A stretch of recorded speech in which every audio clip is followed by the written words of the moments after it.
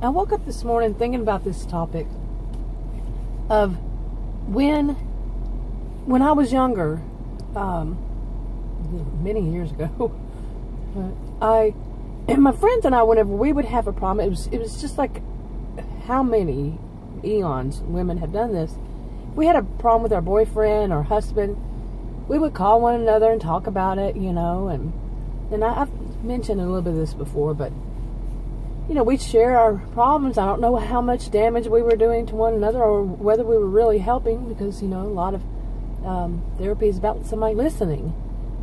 Just listening, not trying to fix it, but just listening.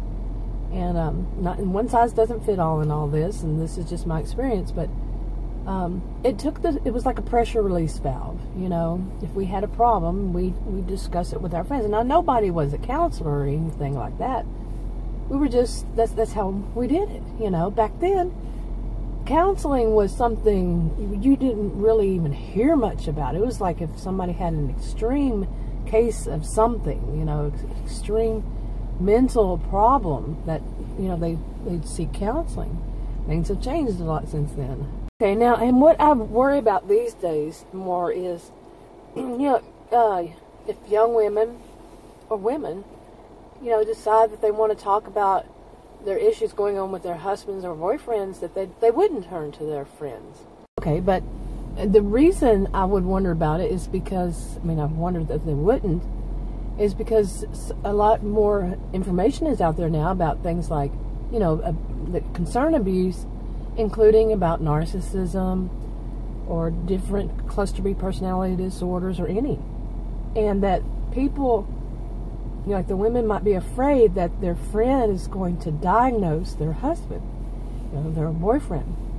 And they're not ready for it, or they don't know about it, or they just don't want their, because he does this or that, to be diagnosed with some personality disorder, as if that's the end of the world, the end of the relationship.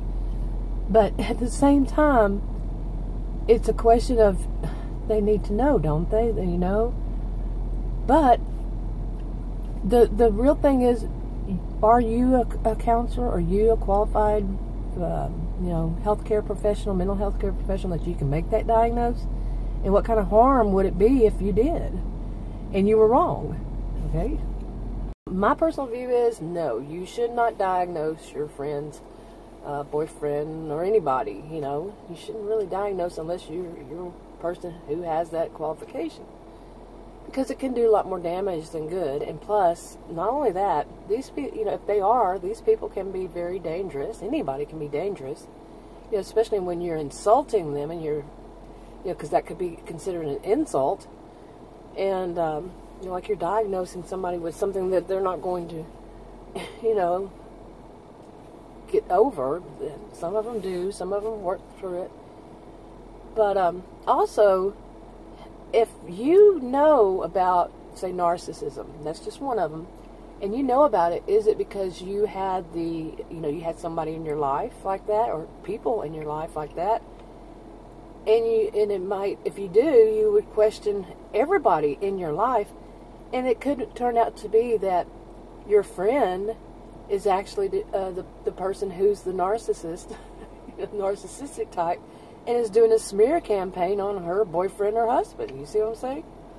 Okay, and from what I understand, the first lesson you learn in the first psychology course you take at a university, Psych 101 or Psych 1101, whatever they're going to number it, 1001, whatever, is you do not diagnose people just because they have some of the symptoms. Okay? Now, they're teaching that to their students, the first year, first class. Don't diagnose, because it is dangerous for you, and I don't mean just physically. It's dangerous for them, mentally, emotionally, to diagnose somebody.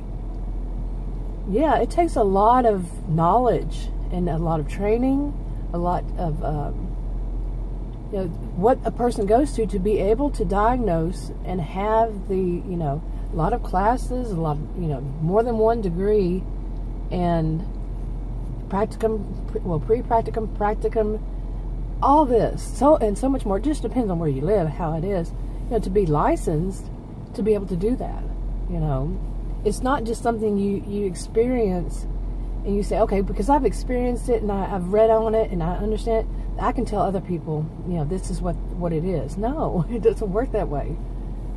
Anyway, back to the beginning. These days, do women still go to their friends and talk about things and, have that pressure release valve? Is it good or is it a bad thing? Do we think so these days? And of course, we know that there are extreme cases where 911 needs to be called, that kind of thing. But I'm not talking about extreme cases. I'm just talking about somebody calling and say, my husband did this or that, it wasn't, he was rude or he was this, and self-centered on something. And that's not enough to diagnose. Oh, this is this huge problem. No, it's, leave that to the counselors, But anyway, it does bring about question how it's different now than it was then, before there was so much knowledge. Of course, it's great that there's more knowledge out there, but how is it being used? Might not be as great, you see? Anyway, I've got more to that topic, but that would, get too long for one video. But what's your view on it? What's your experience on it? If you would, just leave a comment below and let me know and how you would think about it. I gave my opinion. One size doesn't fit all. So anyway, that's enough for this video. If you want to subscribe to this channel, click the circle. If you want to watch another video on this channel, click one of the rectangles.